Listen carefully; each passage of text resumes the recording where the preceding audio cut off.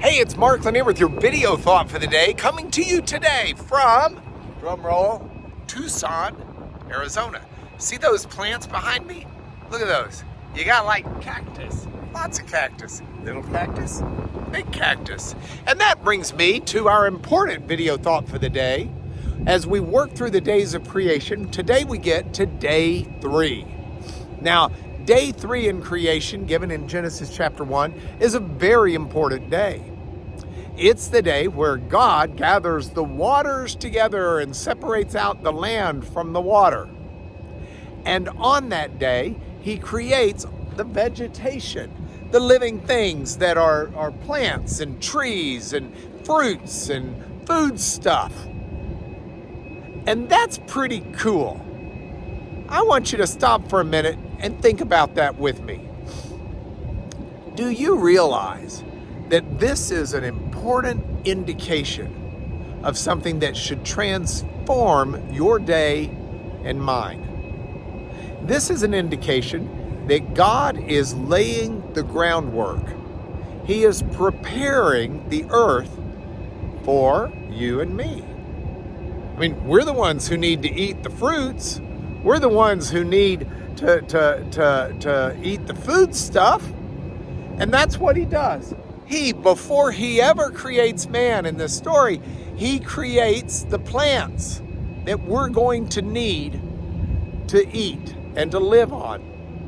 You know, yesterday I had a chance to run by on my way to Tucson, Arizona.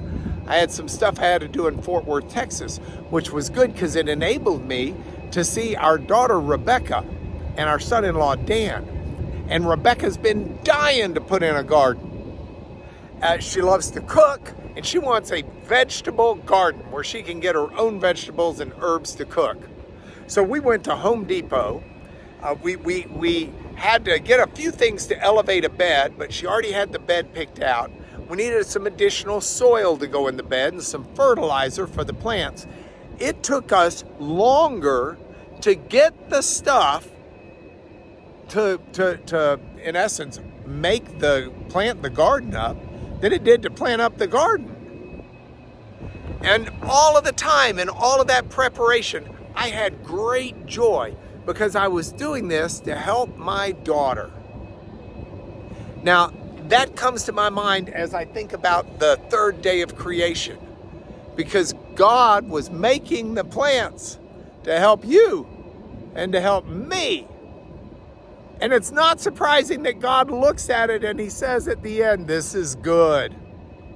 Because it's exactly what it needed to be for you and me. You know, I don't know what you've got in front of you today. I don't know what's going to happen in my day today.